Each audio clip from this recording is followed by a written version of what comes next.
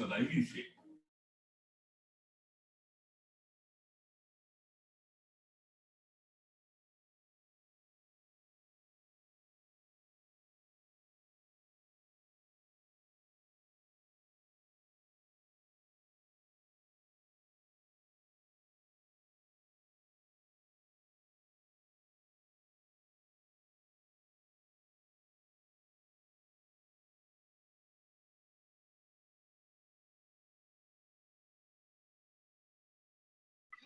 Sorry for the noise.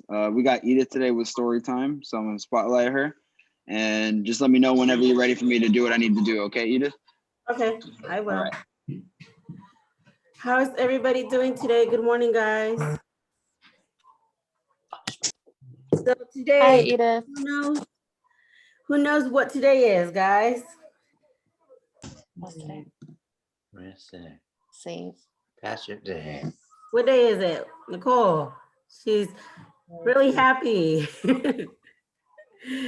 St. Patrick's Day. St. Patrick's Day. Is everybody wearing green today? Yep, the most famous day of the year to wear green.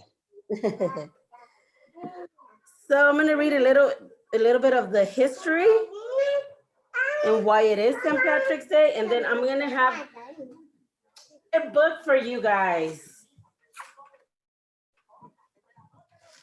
about St. Patrick's Day. So St. Patrick Day is celebrated annually on March 17, the anniversary of his death in the 5th century. The Irish have observed this day for almost 1,000 years. So that's a long time, right? So basically they celebrate it on his death anniversary. So let's see. Saint Patrick, who lived during the 5th century, is the patron saint of Ireland and its national apostle. Born in Roman Britain, he was kidnapped and brought to Ireland as a slave for the age of 16. He later escaped but returned to Ireland and was credited with bringing Christianity to people. Let's see. In the centuries following St. Patrick's death, believed to have been on March 17, 461.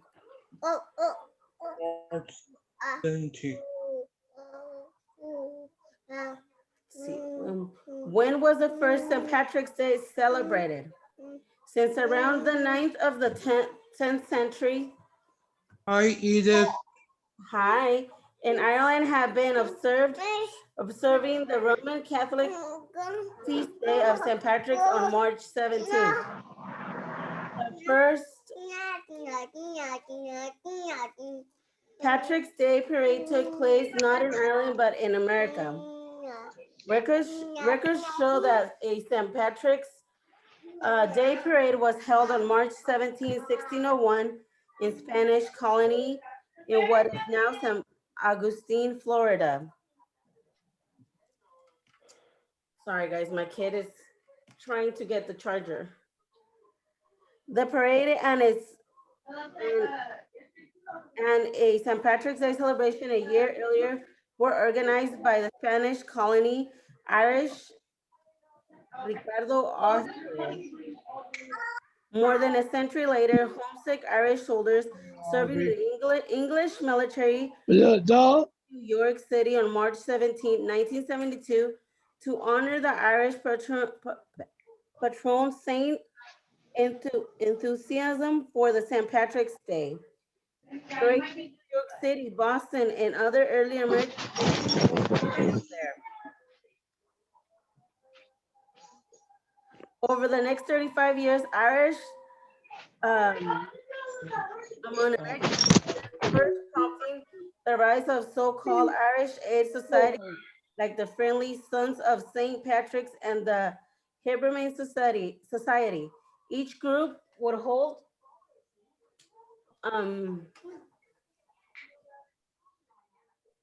annual parades featuring bagpipes, which actually first became popular in the Scottish and British armies, and drums.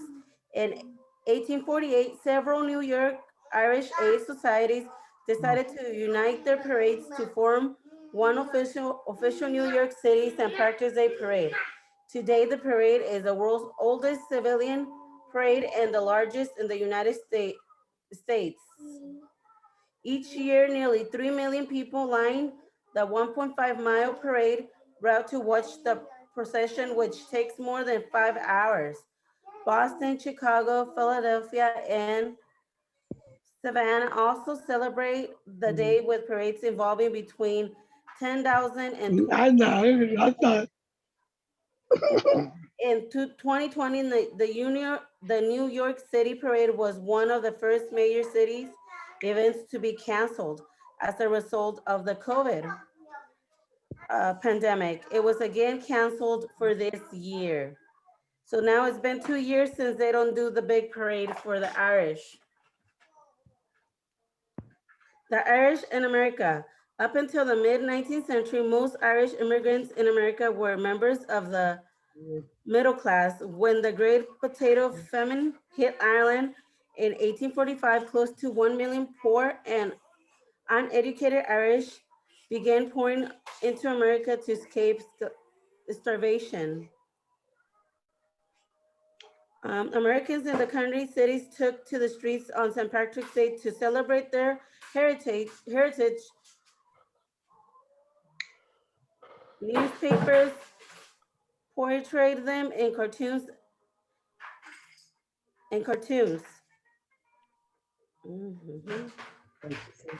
So the Chicago River, how many of you have seen what happens to the Chicago River during these times? Does anybody know? Do they turn it green? Yes, they turn it green. Woo! So the Chicago River is dyed green for this holidays.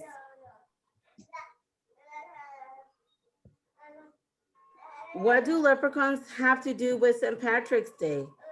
One icon of the Irish holiday is the leprechaun. The original Irish name for these figures of folklore is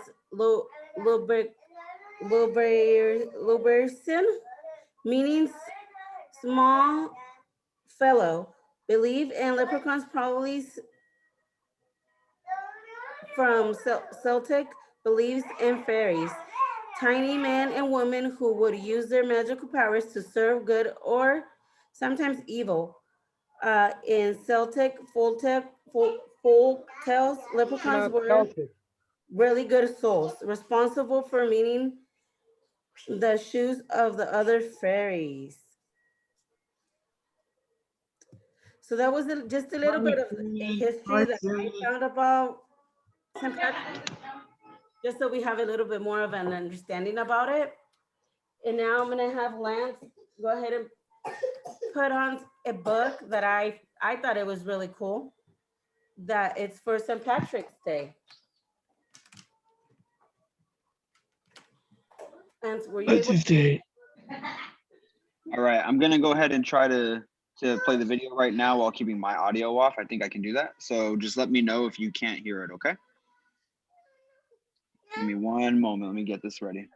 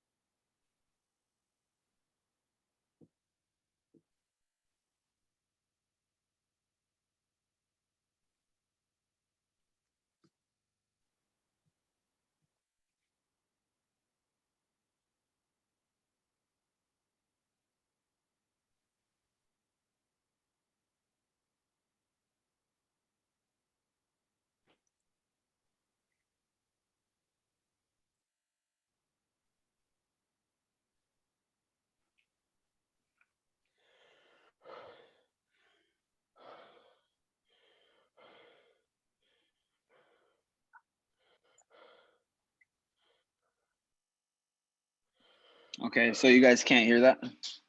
Uh-uh. No. Okay. Let me. Can you guys hear the background noise I have? Yeah. You guys can? Okay, so that might be an issue. Edith, I could allow you to play it. Let me just figure this out. Just 1 second. No. Okay, is that X that out. Hold on. Stop share. That's what I want. Let me enable you guys to unmute because I did that. I just gotta figure this out. Okay. Okay, there's that. Unmute themselves. Okay. Edith, I'm gonna unmute you or ask you to unmute, and then you have the ability now to share your screen. I just don't want to pick up the noise I have here. So you could share your screen and play the video now. You have the ability to do so. I'm just gonna pause Let me see if myself. I can, share the screen. Okay. I'm gonna pause the recording until we get it going. Okay. But you can go ahead and just keep trying to get it. Okay, so this is the book. It's called Tim Otto and the Wee Folk. So hopefully you guys like it. Let me put it down. Okay. Book story time. Today's story is titled Tim O'Toole and the Wee Folk. An Irish tale told and illustrated by Gerald McDermott. Bring your clover cookies and Can you guys hear it fine? we begin with this Irish tale. I hear it. Can you turn it up a little bit by chance? Let me see. Let me begin. In a little cottage on a little That's all the Okay. volume it gives me. Okay. All right. Let me mute myself. O'Toole and his wife Yeah, when you mute yourself, that's when we can't hear it either. That's what I was having the same problem with too.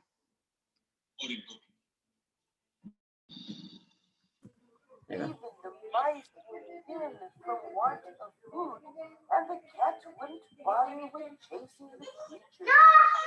Their neighbors, who were poor enough themselves, avoided Tim, for they thought he would bring them bad luck. Things went from bad to worse until one day there was not a crumb or a drop left in the house. Tim O'Toole, said Kate, I can't stand no more of being poor, and you sitting around and mourning your face. You must go out to find work like a decent man and take us out of this poverty. Kathleen kept after him, and next morning Tim set out to see if he could earn some wages. Tim O'Toole traveled the length of the county, knocking at every door, inquiring at every farm, trying to get out a few coppers for a day's work. But there was no work to be had. Finally, when Tim was tired and hungry and could walk no further, he stopped and lay down to rest in the cool, green clover at the side of the road. No sooner had he stretched out than he heard the faint sound of merry piping and lilting voices raised in song and laughter.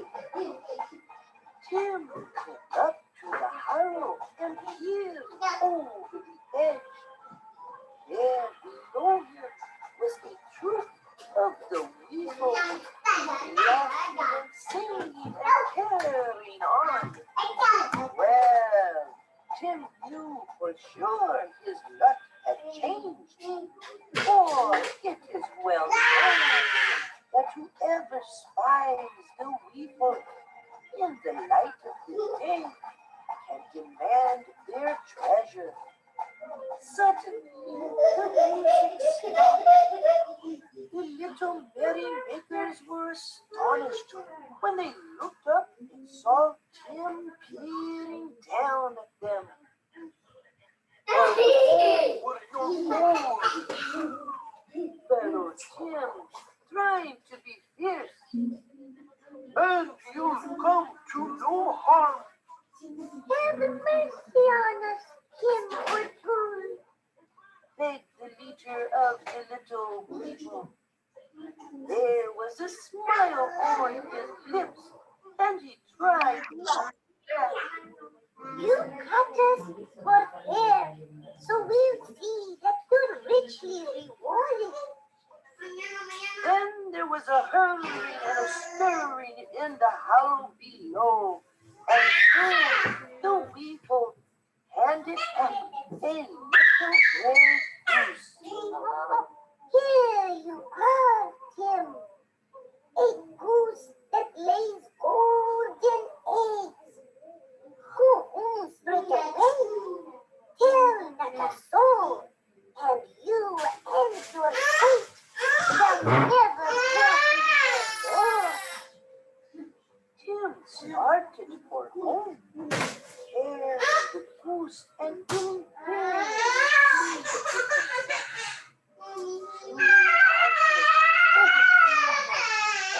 stopped at a farmhouse to ask if he could stay the night. The couple took the magoons, let him in, and set him down by the fire. Tim began to boast of his great good fortune and the little gray goose that lays golden eggs. While Tim was asleep in the loft, the magoons decided they could use such a goose. Quietly, they exchanged it for their own. Tim was none the wiser for it, and in the morning went happily homeward, carrying the goose he thought would bring him great wealth. When he got home, he put the bird upon the table. Is this all you can show for being good these 3 days? Asked Kathleen. But darling, this is no ordinary goose, said Tim. This one lays golden eggs. Well, the short of it is, they waited a long, long time, and as you might guess, the goose did no such thing. They've cheated me, howled Tim, and he marched off in a terrible temper to give the little people what for. When he finally reached their hiding place, he was still angry. Golden eggs, is it? Cried Tim to the wee folk. That goose you gave me laid no eggs at all. This is curious indeed, said their startled leader. Then the little man winked his nose and gave a sly smile. Tim, wait but a moment, and we'll make good your reward. There was a hurrying and a scurrying in the hollow below. A moment later, the wee folk brought forth a fine linen tablecloth and spread it in front of Tim. In the wink of an eye, it was covered with bounteous food and drink, the likes of which he had never seen before. Take this tablecloth home straight away, Tim O'Toole, cautioned the leader of the little ones. Then you and your darling Kate shall never want for more. Tim walked merrily toward home until darkness came on him. Again, he stayed the night with the Magoons and boasted to them of his newfound fortune. The Magoons thought it good fortune indeed. While Tim slept, they slipped away the magic tablecloth and exchanged it for an ordinary one from their own cupboard. Tim was none the wiser for it when he reached home the next day. Kathleen, my darling, we'll never go hungry again. With a flourish, he spread the cloth upon the table. Well, of course, it was empty and produced not a drop or a crumb. Kathleen laughed. Tim went into a rage. The little heathens, he shouted. In a flash, Tim was out the door and on the road again. Stand fast! Tim called down into the little hollow where the wee folk were gathered. "'Tis pleased you are not, Tim O'Toole," said the leader. "Could it be that the tablecloth was empty?" All the wee folk were grinning. Indeed it was, you scoundrel, answered Tim. The wee ones began to chuckle. "And did you go direct home, as we told you?" Tim O'Toole admitted he had twice stayed the night at the Magoons. When they heard this, the little people burst into laughter. "You were a fool to trust the likes of the Magoons," said the leader. "But never mind, Tim. We've just the thing for you." The little people brought up a strange green hat and gave it to Tim. They instructed him to boast of its magic to the Magoons and to leave the hat where they could find it. "Then we shall see what we shall see," said the wee one. "No, A third time, Tim tarried at the Magoons.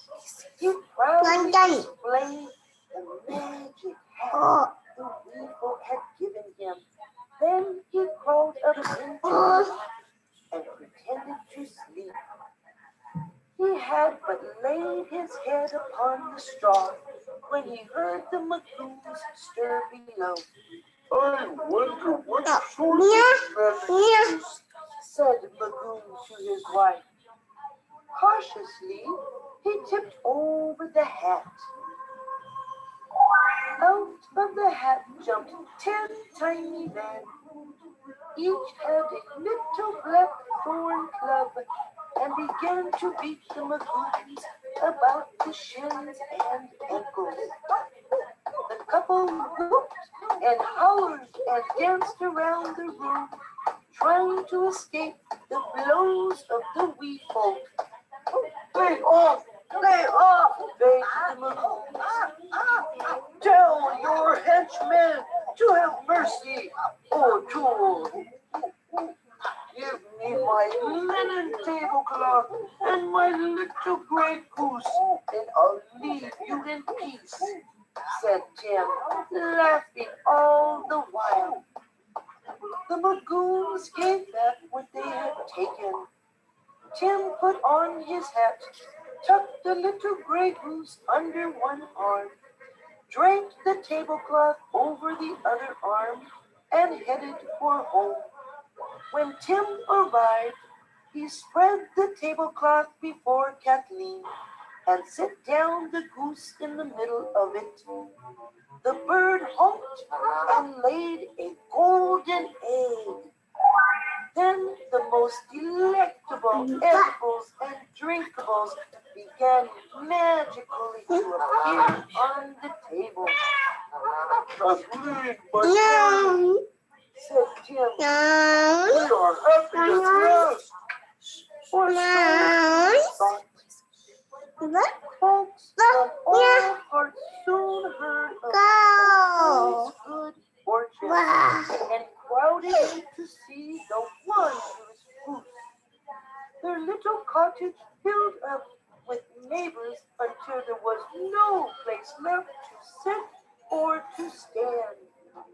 Everyone helped themselves to the never-ending supply of edibles and drinkables. I never knew we had so many friends, said Tim. But I think 'tis time the party was at an end.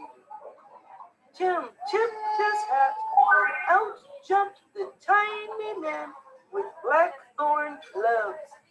They beat the shins and ankles of the noisy crowd, chased them out of the house, and pursued them down the hill. After that, the cottage was quiet once again. Tim O'Toole and his family were quite comfortable, you might say. They spent many hours in front of the hearth, sipping hot tea and chatting and thinking kind thoughts of the wee folk. For all I know, Tim and Kate are there still in a little cottage on a little hill at the end of a little lane in Donegal. Mrs. McBook here, wishing you all a very happy St. Patrick's Day. I hope you enjoy Tim O'Toole and the Wee Folk, an Irish tale. All right, guys. So that was the little book that I found, and I thought it was really interesting to share with you guys. I hope you guys enjoyed it. I'm sorry. I know it was a little loud with the kids. You did a good job. Thanks for sharing that with us. I hope you guys enjoyed it. You're welcome. Thank you guys for having me. I hope you guys enjoyed. Did you guys like the little book? Yeah, it was like a book. No, no. Yeah, I you did a hadn't good heard that job. book too.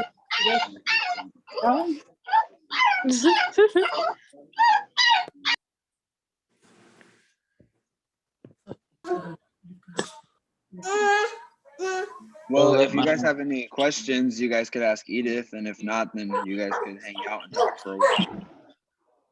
You guys have any questions? Edith. Hi.